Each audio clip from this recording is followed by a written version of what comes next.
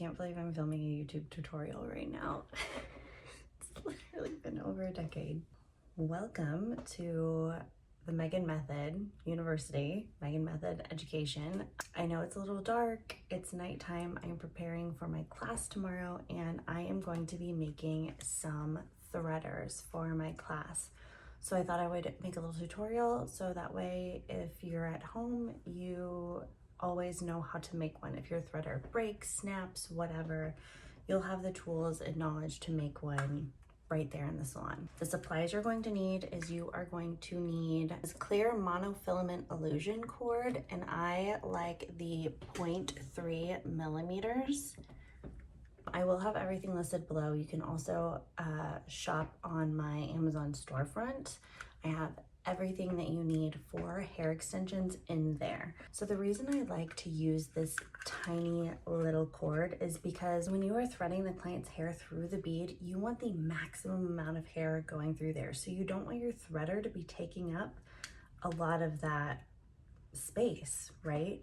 So metal threaders are super thick. So that way, once you pull the hair through and you get the threader out, you're gonna have a gap that you could have had more hair in there, meaning there could be slippage over time, there could be damage over time, etc., etc., etc., etc. So the smaller your threader, the more hair you can get through that bead. You will need some beads. So I personally like to use glass beads. They have a little weight to them. You can get them right at Michael's or any of your craft stores. That's where I got them. They come on like a string already of like a bunch of the same bead. Just pick out some colors that you like, but you will need some very, very tiny ones, and you'll need some larger ones just to have some weight so your threader isn't flying all around. And you're gonna need some scissors that are not hair scissors. We're not going to cut cord with our hair scissors, okay? So first you're gonna determine how long you want your threader.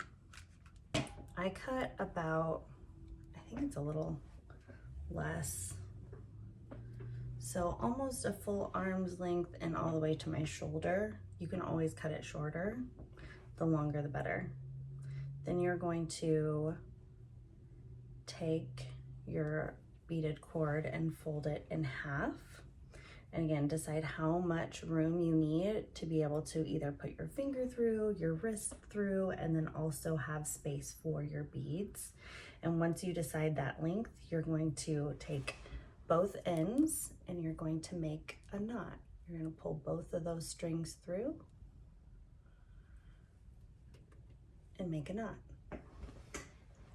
Now it's time for beads. So you're gonna need some super tiny ones like this for your start and your end. And this is just gonna prevent your beads for the client's hair from falling all the way down your threader. You're gonna make sure both of these strings go through the bead.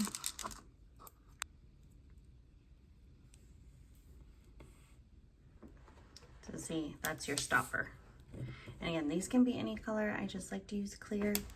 So I've got a stopper. Now it's time for some decorative beads. So I'm gonna do a pink. I'm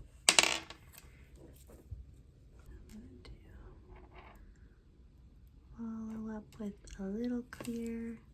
And then I always recommend at least one big guy. Okay, so gonna do big one.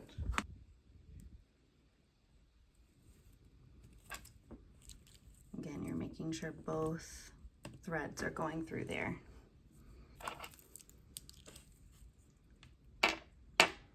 Okay, so this is how we are going to tie this off. So you always end with one of the small ones. So you're gonna, again, just put it on like normal, get both threads through. This is why it's super important to have this super skinny cord. Now you're going to split the cords and you're gonna loop one back through.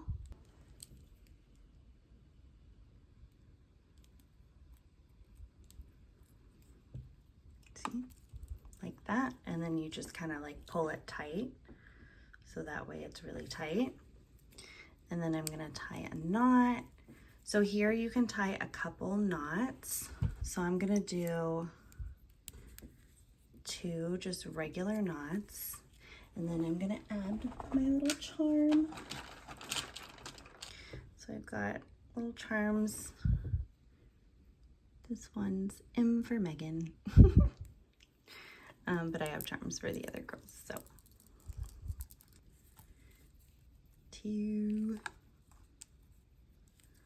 3 for good measure. Make sure it's really tight. Okay, so here is where things get tricky-ish. You don't want to cut this all the way at the knot, or it's gonna just unravel.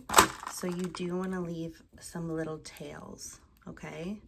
So I'm gonna hold this, take my scissors, and make sure you leave a little space. And then there's the little threader. How cute is that? So here is the threader. How cute is that? So honestly, this is like a short little bead. I have ones at work that I literally have like 10 beads on. You can make it however long you want. But see, you can like put it on your wrist, or while you're working, sometimes like I'll just put it on my pinky.